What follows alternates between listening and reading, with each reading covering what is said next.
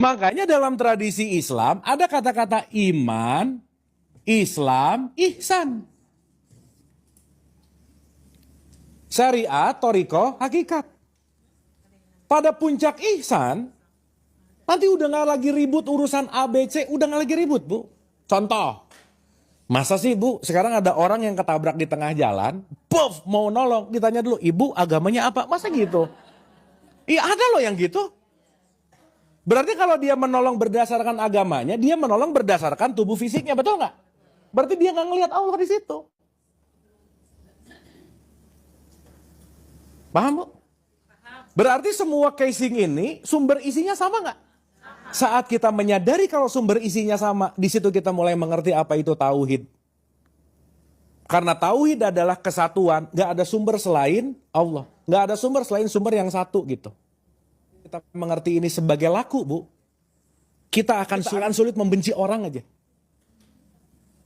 Berarti kemana saja menghadap wajahnya siapa? Tapi memang paling susah ngelihat Allah di orang nyebelin, pas susah aja ya. Begitu nyebel, iya Allah gini-gini banget ya. Gitu. Nah, sekarang saya mau nanya. Menyebalkan, tidak menyebalkan, suka, tidak suka, A, B, C semuanya, urusan jasad bukan? Ih. Dengerin dulu. Si jasad ini adalah wadah. Kalau kita cuman dikasih jasad, nggak akan ada perbedaan, semua cuman kulit. Makanya semua dari saripati tanah. Ngomong-ngomong udah paham ya saripati tanah? Kenapa kita dari saripati tanah? Karena ayah kita pasti membentuk sperma dari makanan. Makanan dari rantai makanan. Saripati yang semuanya sumbernya dari tanah. Paham, Bu? Protein ada datang dari sapi nggak? Berarti bahan baku kita apa? Awas jawab, bukan saripatinya, bukan sapinya. Kok jadi sapi? Bukan. Sapi perantara buat jadi protein jadi sperma jadi kita. Paham ya? Ah, sip ya? Makanya casing kita, ini barang second, Bu. Loh, ketika ada orang kembali ke tanah jadi tumbuhan nggak? Tumbuhan jadi makanan sapi lagi nggak? Jadi protein lagi nggak? Balik lagi, betul nggak? Berarti casing ini daur ulang nggak? Udah makanya nggak usah bangga-bangga banget, udah biasa aja. Jangan so cantik, bener. Bener, Bu. Tapi emang nggak cantik sih, ya udah aja, nggak apa-apa ya. Ya udah. Paham ya?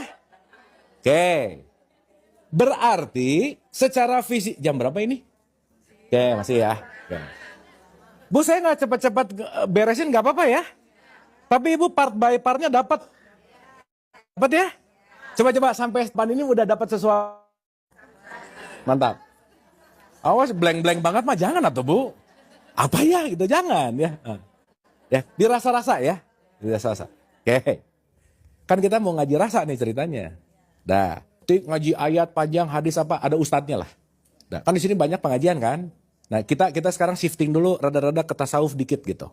Supaya Ibu dalilnya dapat, hadisnya dapat, tapi bukannya berbentuk dalil dan hadis, tapi menjadi rasa. Karena output dari sini udah bukan urusan dalil dan hadis, perilaku. Setuju ya? Kita nggak usah nunjukin keislaman kita, tunjukkanlah dengan akhlak, udah aja gitu. Nggak usah serik-serik, aku tuh Islam, udahlah. Tunjukilah dengan akhlak. Setuju? Ini setuju nggak ini? Sip. Lanjut nggak ini? Sip. Jadi terbuat dari apa tubuh fisik? Nah, awal.